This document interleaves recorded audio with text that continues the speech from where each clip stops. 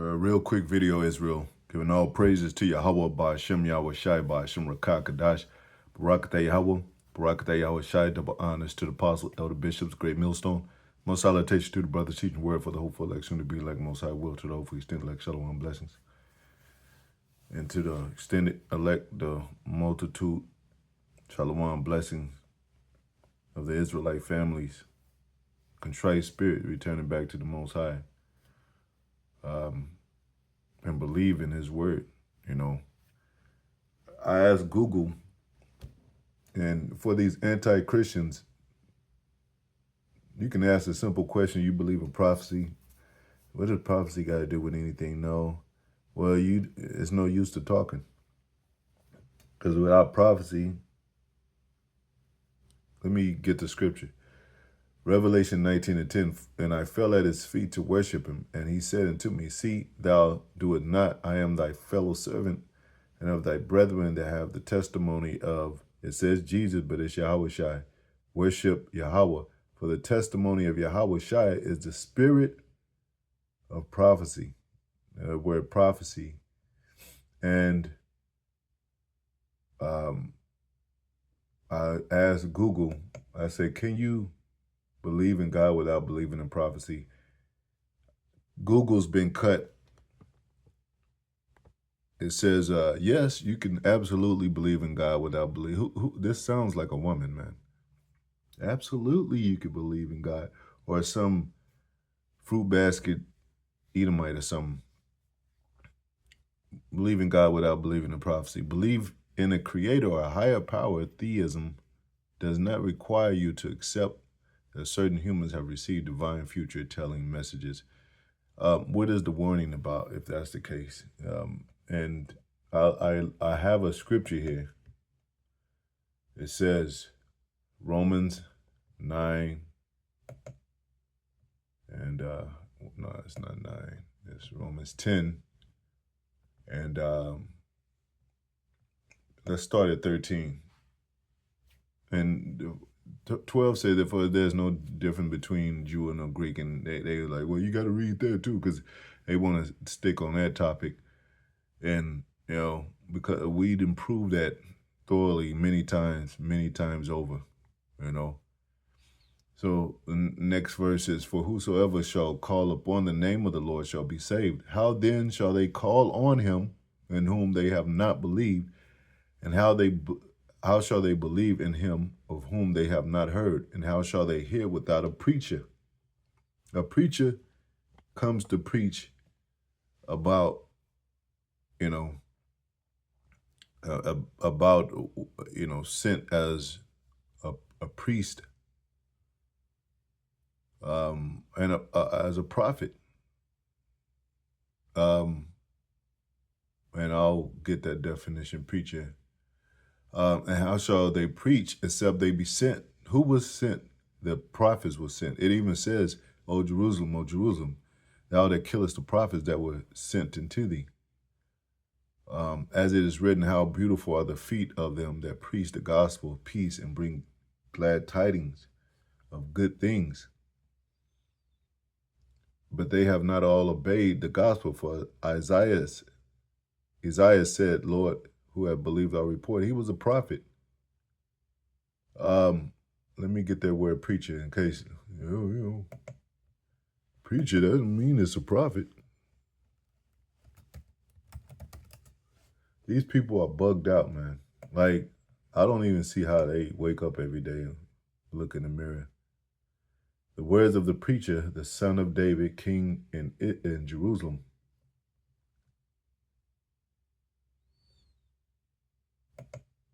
Look up that word preacher.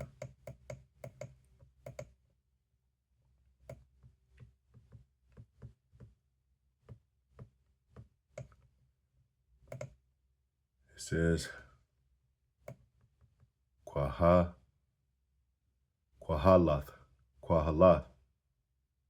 No, Quahalath. Strong's H, 6953. Koheleth. Collective sentences. That's the scriptures.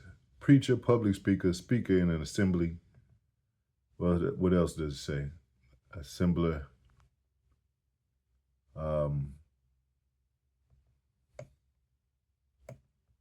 That's what the prophets do.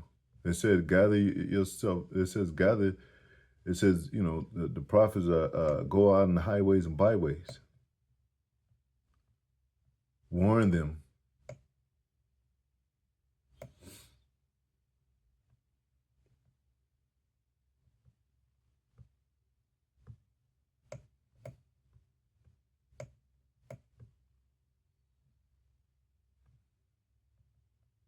And even going back to scripture I read about Solomon, it says, the preacher says, all is vanity, all is vanity.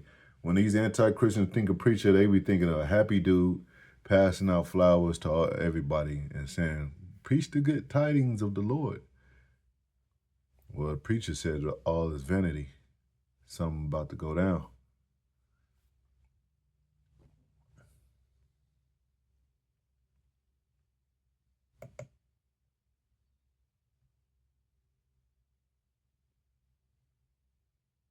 And that's that American way, that westernized mindset to believe what you want to believe in and think of God in your heart as whatever you want to believe in.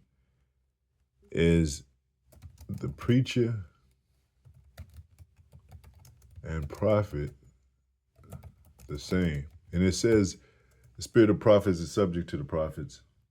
A preacher and a prophet are not the same. While both speak on behalf of God, a preacher focuses on teaching, interpreting, implying existing scriptures. Isn't that what a prophet does? What are you talking about? Focus on applying existing scriptures. That's what the prophets do. A prophet receives direct divine revelations. So a preacher can't do that. It's people that is not even in the truth, and Most High say He's going to put the spirit on them to have them dream certain things. And, the end of the world, dream of the MOTB, and they might not be able to explain it, but they'll explain it how their dream was, and you'd be like, what? And then the prophet will say, well, this is what that means, because it's prophesied in the scriptures that this would happen. Divine revelations often delivers urgent, confrontational messages to warn people or society about impending consequences. So the preacher doesn't do that, man.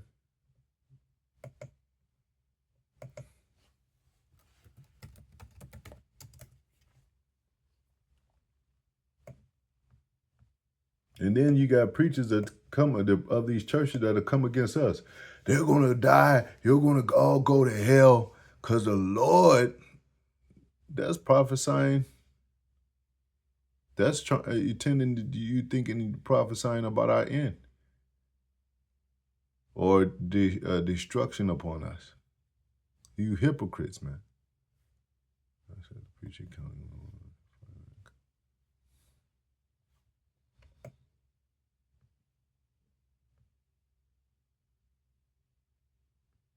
Ecclesiastes 12:9. It says, and moreover, because the preacher was wise, he still taught the people knowledge. Yeah, he gave good heed and sought out and set in order many proverbs.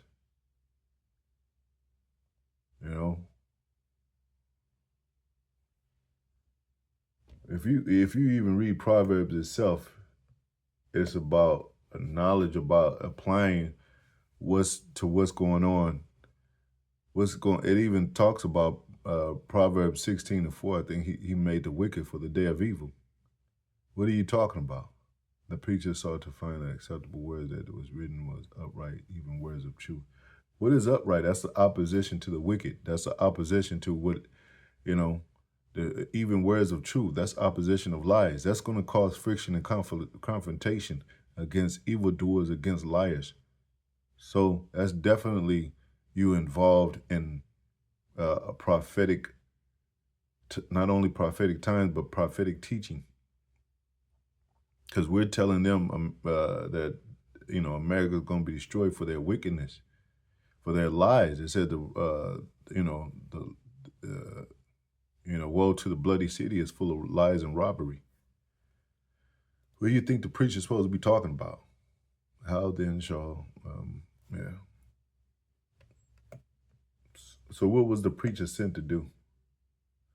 And just like it says right here, I am an ordained preacher and apostle. The apostles are prophets. What it, 1 Timothy 2:7. And then, it said the prophets were ordained to prophesy against kingdoms, evils and pestilence and things of that, and of wars. I am ordained a preacher and an apostle. I speak the truth in Yahweh Shai, and I lie not. I teach the Gentiles in faith and verity.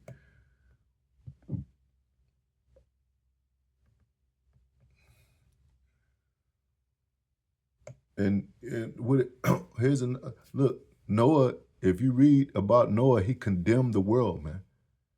I'll get that scripture. 2 Peter 2:5. I thought prophets wasn't to. Preacher wasn't to condemn. Let me ask that right quick. See, let you know where these devils go off at. Do preachers condemn the world? Condemn the world. Whether preachers condemn the world depends on their theological background. See, they got to go through all this BS. Just say yes, because it has happened in preaching style. But historically, the mainstream Christian consensus centers on salvation rather than condemnation. Oh yeah. So that's what Christianity has become. That's why we say anti-Christians. Christian means anointed. Mashiach. So you telling me Noah wasn't anointed? Let me get that scripture right quick. And I hate when it says that. Depends, like some answers are straightforward. No, yeah. But then certain other ones, it depends on what it is. If you're coming from theology or if you're coming from, it has to do with science or whatever. Like, that's why GMS cuts through all the bullshit, man. Because this will have you confused, man.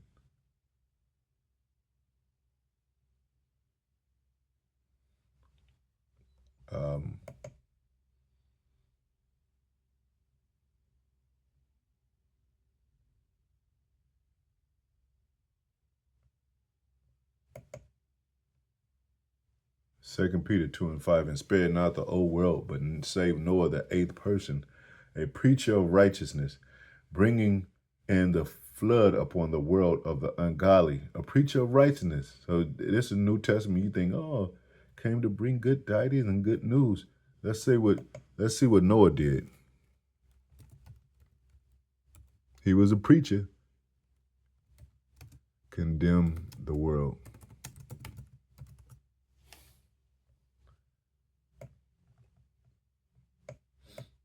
Yeah. By faith, Hebrews 11:7, by faith, Noah being warned of the Most High, of things not seen as yet, moved with fear, prepared an ark to the saving of his house, by the which he condemned the world and became heir of the righteousness which is by faith. It even says the spirit of prophecy, Yahweh Shai is the spirit of prophecy. If you don't have Yahweh Shai in your life, in your belief, in your doctrine, especially according to this Bible, because some people might say, well, I don't believe. Okay. But you're going to be destroyed because you're a nobody, because they try to make sense out of just living life and, just going by the way and not being responsible or accountable for anything. I'm just a being on earth, and then after this, we just float away into another realm and shit. But you got people in slavery here. You got people treating people wrong, poisoning people, corrupting the earth, corrupting people's mind, polluting the waters and the air. But then their next trip is nothing. Their next trip is the same trip. They just float away and go to another realm, and they might live good still and be rich in that next realm. Get the hell out of here, man. He condemned the world. He was a preacher. He condemned the world. That's what preachers do. That's what we're doing. That's what the prophets do. They condemn the world. And hopeful, we say hopeful because to become heirs of the righteousness, which is by faith. What did he do? He moved, though. He got things going, man. He built an ark. He's anti-Christian today. Faith is just in your heart. You don't have to do anything. You just believe in God, like magic or something. Get the hell, man. This Western mind state needs to be destroyed, man. That's what it is. It just needs to be destroyed, man. It ain't no other way around it, man.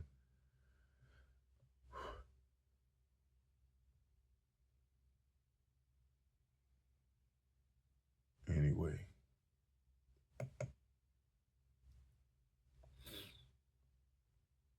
Talking about, well, preachers same thing as a prophet. No. Preachers are more like lenient towards salvation and acceptance of the heart. And then preachers, prophets are more like condemning, about seriousness and correct. What do you think the warning is about? What do you think Yahweh Shai was saying? He said, preach the kingdom is at hand, man. What does that mean? Hey, you think the Roman was the kingdom? He said, during the time of the Roman, he said, if this kingdom was of mine, my servant would fight. So there's a kingdom besides that coming. So what was wrong with that? Why didn't the Most High fix that? The Roman kingdom through whatever, sufferings and through rehabilitation and all that. He don't care about those people, man. He didn't care about the Roman Empire. Neither does he care about this Roman Empire, this last leg Rome. He don't care about these nations. He said it in the scriptures, man. It ain't all of a sudden, well, now I care. He still doesn't care about these nations. They're not saints. They're not prophets. They're not preachers. They're not the true preachers.